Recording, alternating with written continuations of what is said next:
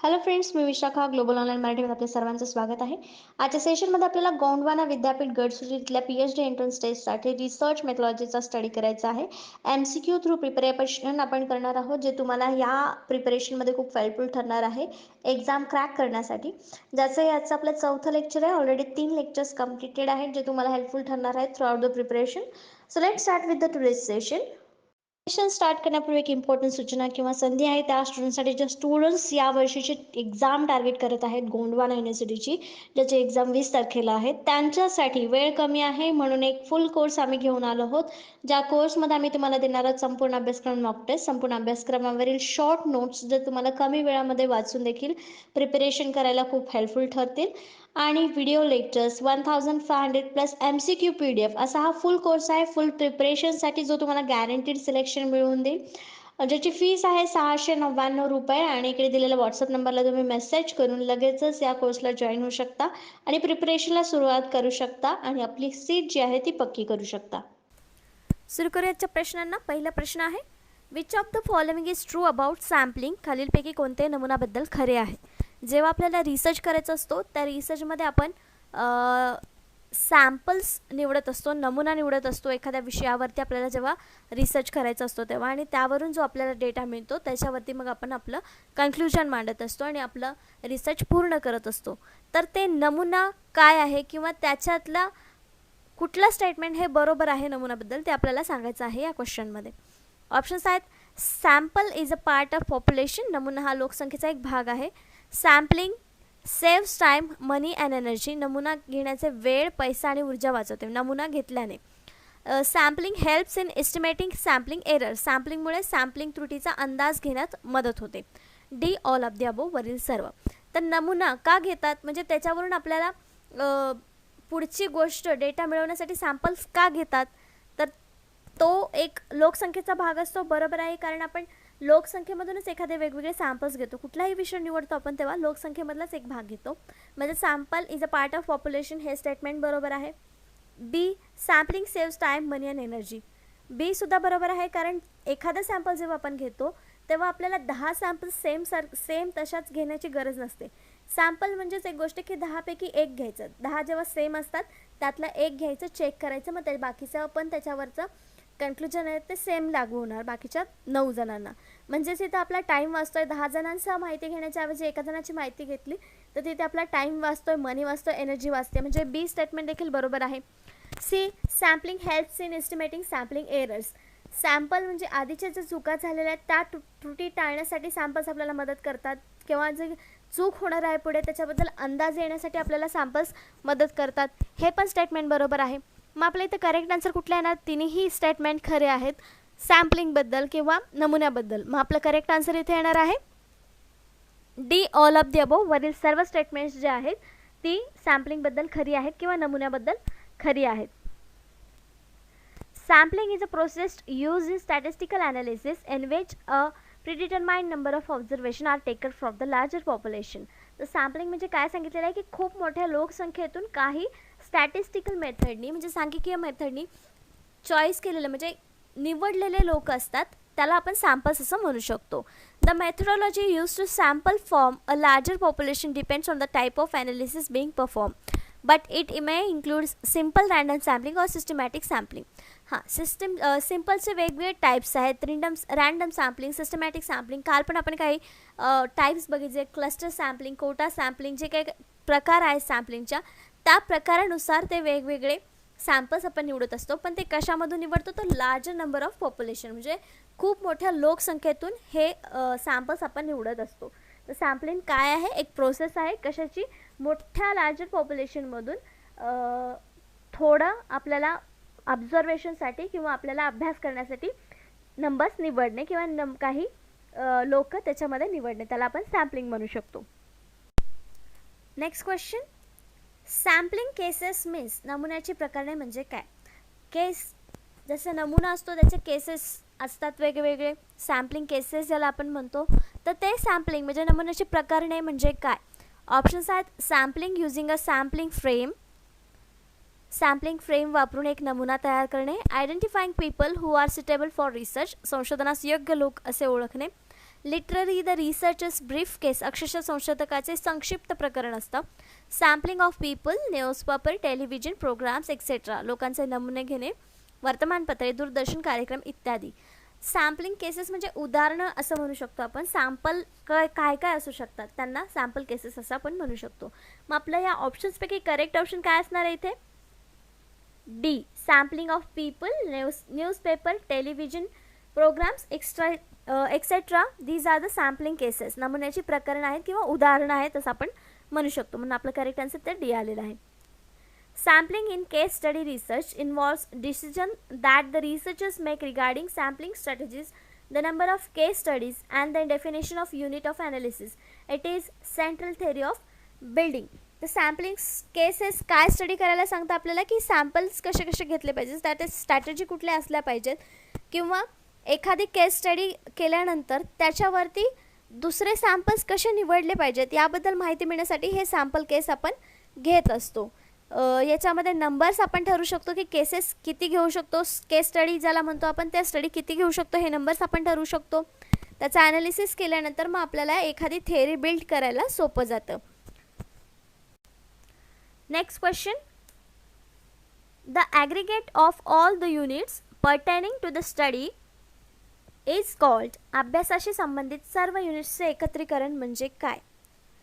Aggregate all the units pertaining to the study is called. आपण जे प्रश्न बघितले तिन्ही, तिसरा प्रश्न देखील हा सॅम्पल्सशीच रिलेटेड आहे. त्यांनी असं विचारलं आहे की अभ्यासाशी संबंधित सर्व युनिट्सचं एकत्रीकरण. इथे युनिट या अर्थाने वापरले की सॅम्पल्सचं एकत्रीकरणाला आपण काय म्हणतो? सॅम्पल्स माहिती आपण लोकांमधलेच घेत असतो. मग त्या युनिट्सला एकत्रितकरण म्हणजे एकत्रितपणे काय म्हणू शकतो? ऑप्शन्स आहेत population, universe, unit, sample, frame. तरी ऑलरेडी आपल्या प्रश्नामध्ये युनिट आहे, मग त्यामुळे युनिट आपलं करेक्ट आन्सर असणार नाही.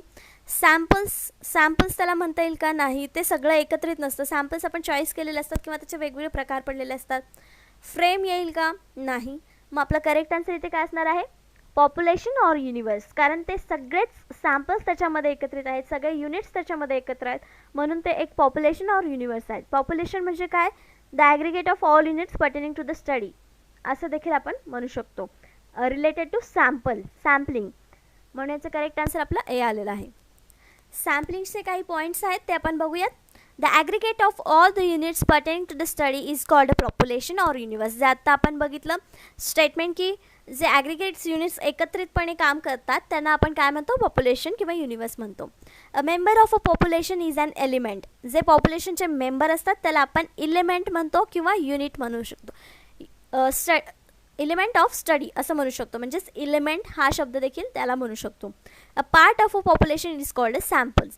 तर हे जे वेगवेगळे आपल्याला ऑप्शन्समध्ये आले होते की युनिट काय आहे, इलिमेंट काय आहे, सॅम्पल काय आहे, पॉप्युलेशन आणि युनिवर्स काय आहे, तर त्याची ही स्टेटमेंट आपल्याला आन्सर्स देत आहेत. The aggregate of all units pertaining to the study is population. The member of population is element. A part of the population is a sample.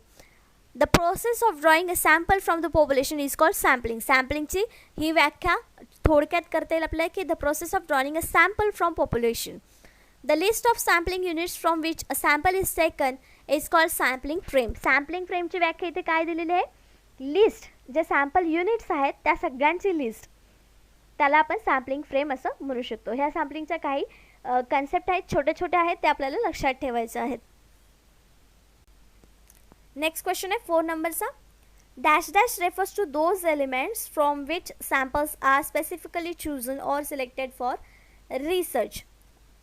Dash dash त्या घटकांचा संदर्भ आहे ज्यातून नमुने विशेषतः निवडले जातात किंवा संशोधन निवडले जातात. आपल्याला प्रश्न असा दिलेला आहे की ज्यातून आपण सॅम्पल्स निवडतो, जे एलिमेंट्स असतात ते सॅम्पल्ससाठी निवडलेले जातात, ते कुठल्या गटातून किंवा कुठल्या गोष्टीतून निवडले जातात. आपल्याला ऑप्शन्स दिलेले आहेत finite populations, target population, infinite population, sampling population. तर याचं करेक्ट आन्सर आहे बी, टार्गेट पॉप्युलेशन म्हणजे लक्ष्य लोकसंख्या. हे याचं करेक्ट आन्सर आहे, कारण आपण सगळ्याच सॅम्पल्समधून, सगळ्या पॉप्युलेशनमधून आपण रिसर्च करत नाही. आपण रिसर्च करताना एक स्पेसिफिक टार्गेट पॉप्युलेशन बघतो आणि त्यातून मग सॅम्पल्स निवडतो. समजा आपला विषय आहे की सरकारी नोकरी करणारे लोक, तर त्यातून आपलं टार्गेट पॉप्युलेशन काय असणार आहे, तर जे गव्हर्नमेंट सर्व्हिस करत आहेत, सरकारी नोकरी करत आहेत, हे आपलं टार्गेट पॉप्युलेशन असणार, लक्ष लोकसंख्या असणार आहे. तर फायनाईट आणि सॅम्पलिंग पॉप्युलेशनमधून आपण सॅम्पल्स निवडायला जाणार नाही, ते आपल्याला खूप कठीण होईल. मग आपण कशातून निवडणार आहोत, ते टार्गेट पॉप्युलेशनमध्ये लक्ष लोकसंख्येमधून ते आपण निवडणार आहोत. म्हणजे आपलं करेक्ट ऑप्शन बी आलेलं आहे. The target population is the group of individuals that the intervention intends to conduct research in and draw conclusions from.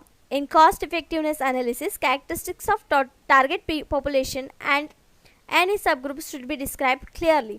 मग टार्गेट पॉप्युलेशन काय जे मी सांगितलं तेच तिथे सांगितलेलं आहे की जो आपण विषय निवडलेला आहे ते आपल्याला कन्क्लुजन त्याच्यावरती मिळण्यासाठी त्या विषयाशी रिलेटेड जे लोक आहेत त्याला आपण टार्गेट पॉप्युलेशन असं म्हणू शकतो.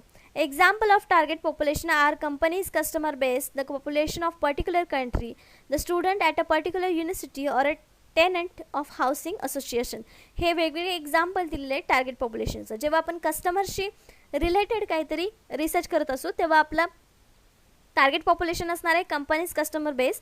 त्यानंतर the population of particular country, एखाद्या कंट्रीचं आपण जेव्हा रिसर्च करणार असेल तेव्हा पॉप्युलर कंट्रीचे पॉप्युलेशन जे आहे ते आपलं पॉप्युलेशन टार्गेट असणार आहे. नंतर the student at a particular university, एखाद्या युनिव्हर्सिटीचं जेव्हा आपण रिसर्च करणार असेल तेव्हा आपला टार्गेट पॉप्युलेशन हे त्या पर्टिक्युलर युनिव्हर्सिटीचे स्टुडंट्स असणार आहेत.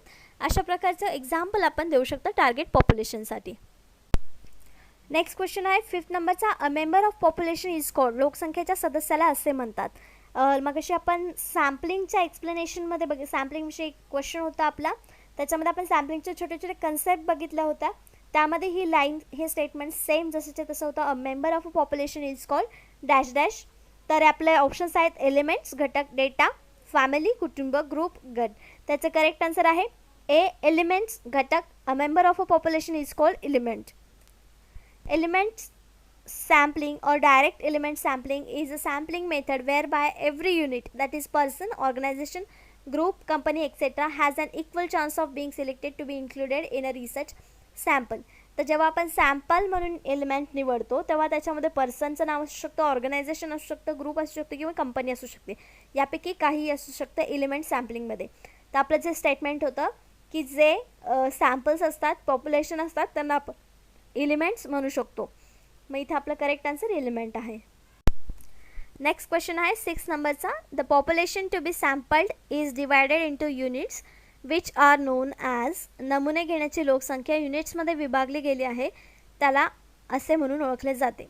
आपण नमुने जेव्हा घेतो तेव्हा काही युनिट्समध्ये त्याची विभागणी करतो आणि एखादं युनिट मग आपल्याला रिसर्चसाठी आपण घेतो, त्याला काय म्हणतात. Options sampling frame, sampling error, sampling gap, sampling units.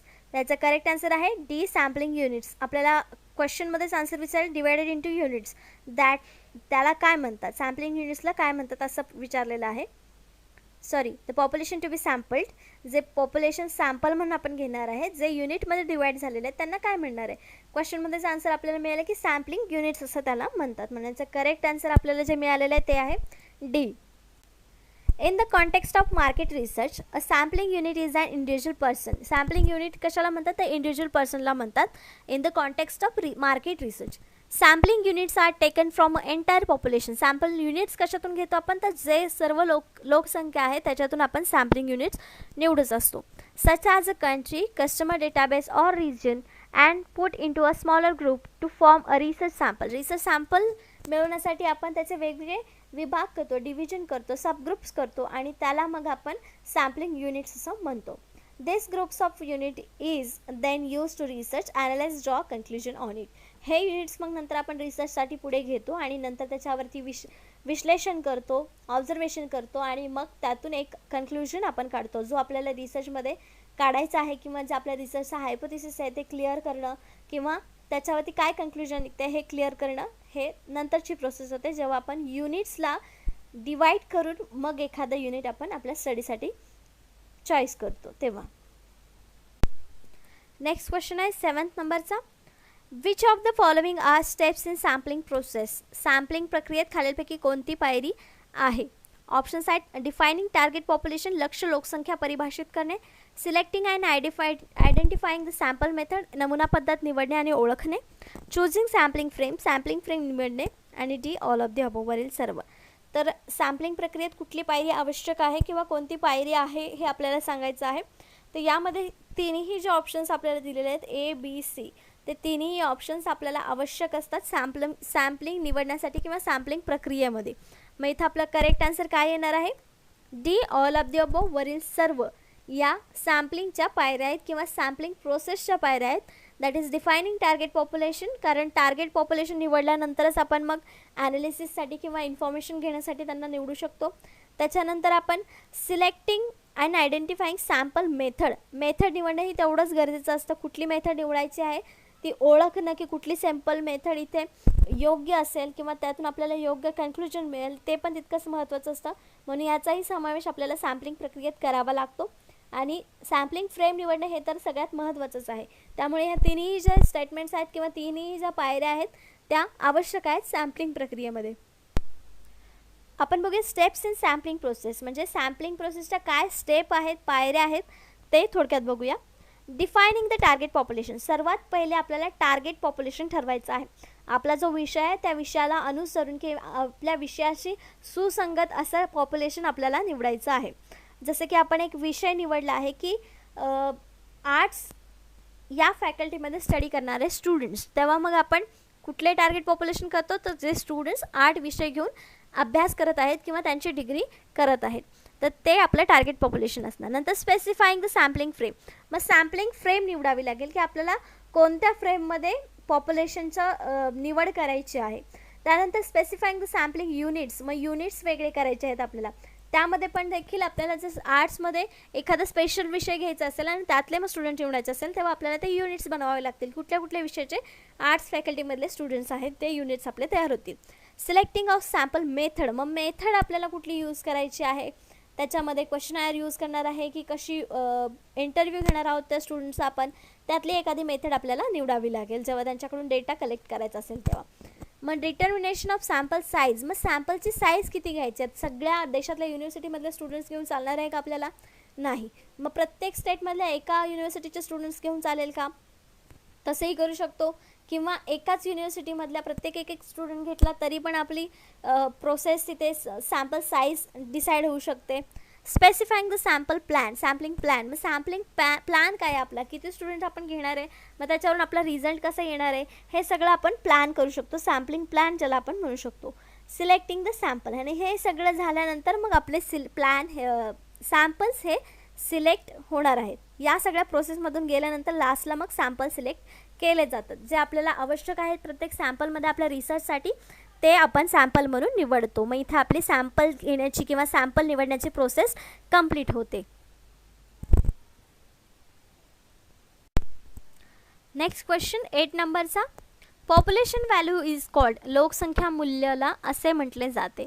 काय म्हटलं जातं? लोकसंख्येचे मूल्य जे असतं त्याला आपण काय म्हणतो? ऑप्शन्स आहेत पॅरामीटर, स्टॅटिस्टिक्स, व्हेरिएबल्स आणि डेटा. तर आपलं करेक्ट आन्सर इथे असणार आहे पॅरामीटर्स. पॅरामीटर्स हा एक वर्ड आहे जो कशाला बोललं जातं, पॉप्युलेशनची जी काय व्हॅल्यू आहे त्याला पॅरामीटर म्हटलं जातं. त्याच्यामध्ये पॉप्युलेशन व्हॅल्यू मोजली जाते असं आपण म्हणू शकतो. तर पॅरामीटर म्हणजे काय आपण बघूया. A parameter is a numerical quantity or attribute of population that is estimated using data collected from the population. तर हा न्यूमेरिकल क्वांटिटी असणारा म्हणजे सांख्यिकीय मोजमाप असलेला एक गोष्ट आहे जे आपण डेटा कलेक्ट करतो लोकसंख्येमधून, त्याच्यासाठी हे वापरलं जातं parameter word. Parameter are to populations as a statistics are the samples, म्हणजे पॅरामीटर हे लोकसंख्येमध्ये जे स्टॅटिस्टिक्स सॅम्पल आपण गोळा करणार आहोत त्याच्यासाठी वापरले जातात. Parameters may also refers to the specific aspects of sampling distribution. याच्यामध्ये कशासाठी वापरलं जातं पॅरामीटर, की स्पेसिफिक सॅम्पलिंगचं डिस्ट्रीब्युशन करण्यासाठी, किंवा जर टेस्ट आपण घेतो स्टॅटिस्टिक्स टेस्ट म्हणतो आपण, Z test, F test, T test, या सगळ्या ज्या टेस्ट आहेत त्याच्यासाठी रेफरन्स देण्यासाठी किंवा त्या डिस्ट्रीब्युशन करण्यासाठी हे पॅरामीटर्स आपण वापरतो. For example, when estimating the mean weight loss for subscribers of a particular weight loss plan, जे पर्टिक्युलर वेट लॉस प्लॅन वापरत आहेत त्यांनी सबस्क्राईब केलेलं आहे त्या प्लॅनसाठी, त्या कॅटेगरीतले सगळे लोक, त्याला आपण पॅरामीटर म्हणू शकतो. म्हणजे आपण जनरली वापरतो वर्ड की हां या पॅरामीटरमध्ये बसणारे स्टुडंट्स या एक्झामला बसू शकतात, हे पॅरामीटर वर्ड आपण इथे असं वापरू शकतो. The most straightforward point estimate is the sample mean. Sample mean काढण्यासाठी आपण पॅरामीटर हा वर्ड वापरतो असे इथे आपण म्हणू शकतो. नेक्स्ट क्वेश्चन आहे 9 नंबरचा, सॅम्पल व्हॅल्यू इज कॉल्ड, नमुना मूल्य याला असे म्हटले जाते. काय म्हटलं जातं? पॉप्युलेशन व्हॅल्यूला आपण पॅरामीटर म्हणतो. मग इथे सॅम्पल व्हॅल्यू विचारलेले आहे. ऑप्शन्स आहेत पॅरामीटर, स्टॅटिस्टिक आकडेवारी, व्हेरिएबल, चल, डेटा. तर आपल्या ऑप्शन्समध्ये इथे करेक्ट आन्सर आपल्याला लगेच सापडेल. जेव्हा पॉप्युलेशनच्या व्हॅल्यूला पॅरामीटर्स म्हणतात, तर सॅम्पलच्या व्हॅल्यूला आपण काय म्हणणार? स्टॅटिस्टिक. एकच वर्ड आहे जो सॅम्पल्सची व्हॅल्यू सांगू शकतो आपल्याला, म्हणून आपल्या इथे करेक्ट वर्ड आहे, करेक्ट ऑप्शन आहे स्टॅटिस्टिक्स, आकडेवारी. सॅम्पल व्हॅल्यूला आपण स्टॅटिस्टिक असं म्हणतो. A sample value is the value of statistic calculating using the values of sample. सॅम्पलच्या व्हॅल्यू कशा मोजल्या जातात? तर स्टॅटिस्टिक जे काय आहे, आपले नंबर्स आहेत त्याला कॅल्क्युलेट केलं जातं, त्याची व्हॅल्यू जे निघेल ते सॅम्पलची सॅम्पल व्हॅल्यू आहे असं आपण म्हणू शकतो. A population value also called parameter. जसं आता लास्ट आपण क्वेश्चनमध्ये बघितलं की पॉप्युलेशनची व्हॅल्यू जी आहे त्याला पॅरामीटर म्हणतात. Is calculating using all the values of the entire population. सगळ्या पॉप्युलेशनच्या व्हॅल्यूज कॅल्क्युलेट करून आपण सॅम्पल व्हॅल्यूज काढत असतो. म्हणजे आपलं करेक्ट ऑप्शन काय आलं होतं? सॅम्पल व्हॅल्यूला काय म्हणतो आपण? स्टॅटिस्टिक्स. नेक्स्ट क्वेश्चन आहे 10 नंबरचा. A complete survey of population is called. लोकसंख्येचं संपूर्ण सर्वेक्षण असे म्हणतात. कशाला म्हणतात? ऑप्शन्स आहेत सेन्सस, जनगणना, सॅम्पल म्हणजे नमुना, रिपोर्ट म्हणजे अहवाल, D none of the above, वरीलपैकी कोणतेही नाही. आपण आपल्या स्कूल लेवलच्या एज्युकेशनमध्ये देखील संपलेलं आहे की पॉप्युलेशनचा दर 10 वर्षांनी सर्वे होत असतो, ज्याला आपण सेन्सस म्हणून ओळखतो, म्हणजे जनगणना ज्याला म्हणतो. दर 10 वर्षांनी ही जनगणना होत असते. तर आपल्या इथे करेक्ट आन्सर देखील ए आहे, सेन्सस, जनगणना. A complete survey of population is called census, जनगणना. Census includes the total process of collecting, compiling, analyzing, evaluating, publishing and disseminating statistical data regarding the population and housing and their geographical location. तर census म्हणजे काय दिलेलं आहे की सगळंच लोकसंख्येविषयी माहिती गोळा करणं, ते जमा करणं, मग त्याचं विश्लेषण करणं, त्याला मूल्यांकन करणं, त्याला पब्लिश करणं, त्याच्यानंतर त्याचा स्टॅटिस्टिकल डेटा काय आहे, त्याच्यामध्ये वेगवेगळ्या गोष्टी म्हणजे ते राहणं त्यांचं कुठं आहे, त्यांच्या हाऊसिंगबद्दल माहिती, त्यांचं जॉग्राफिकल लोकेशन, ही सगळी माहिती सेन्ससमध्ये इन्क्लूड केलेली असते. दर 10 वर्षांनी ही माहिती अपडेट होत असते आणि त्यावरूनच आपल्याला प्रत्येक म्हणजे देशामध्ये देशाची लोकसंख्या आज किती आहे, यावर्षी किती आहे, हे आपल्याला लक्षात येत असतं. Population characteristics include demographic, social and economic data are provided as of particular date reference period. तर इथे काय दिलेलं आहे आपल्याला की पॉप्युलेशनचे कॅरेक्टरिस्टिक्स जे आहेत त्याच्यामध्ये असतात सेन्ससमध्ये सोशल, इकॉनॉमिक, डेमोग्राफिक म्हणजे लोकसंख्येविषयी, सामाजिक किंवा आर्थिक माहिती देखील या सेन्ससमध्ये आपल्याला मिळालेली असते. म्हणजे किती लोक बेरोजगार आहेत, किती लोकांना रोजगार नाही आहे, त्याच्यानंतर किती लोकांना रोजगार मिळतोय पण भूकमार होते किंवा जीवन जगण्यासाठी त्यांच्याकडे आवश्यक पैसे नाही आहे, ही सगळा डेटा जो इन्फॉर्मेशन जे आहे ते आपल्याला सेन्ससमधून मिळते किंवा सेन्ससवरती रिसर्च केल्यानंतर आपल्याला प्राप्त होत असते. पण पर्टिक्युलर डेटमध्ये, पर्टिक्युलर पिरियडमध्ये, रेफरन्स पिरियडमध्ये. का? कारण तो दर 10 वर्षांनी होते, म्हणजे 10 वर्षाच्या पिरियडसाठी ती माहिती व्हॅलिड असते. त्यानंतर ती माहिती अपडेट होते दर 10 वर्षांनी आणि त्याच्यातून मग आपल्याला पुढच्या नेक्स्ट अपडेटेड माहिती पुढच्या 10 वर्षांनीच मिळते. त्याला आपण जनगणना किंवा सेन्सस असं म्हणतो. तर अशा प्रकारचे आजचे 10 प्रश्न आणि 10 कन्सेप्ट आपल्या इथे संपलेले आहेत. आजच्या व्हिडिओमध्ये किंवा आजच्या सेशनमध्ये आपण सॅम्पलिंग या टॉपिकवरचे क्वेश्चन्स बघितलेले आहेत 10 आणि त्या 10 क्वेश्चन्सवरचे 10 कन्सेप्ट सॅम्पलशीच रिलेटेड होत्या. नेक्स्ट लेक्चरमध्ये आपल्याला रिसर्च मेथॉडॉलॉजीच्या काही डेफिनेशन्स, त्याचे कॅरेक्टरिस्टिक्स बघायचे आहेत, ते एक्सप्लेन करायचे आहेत. त्यानंतर आणखीन काही टॉपिक होतील नेक्स्ट लेक्चरमध्ये. आजच्या लेक्चरसाठी धन्यवाद. थँक्यू.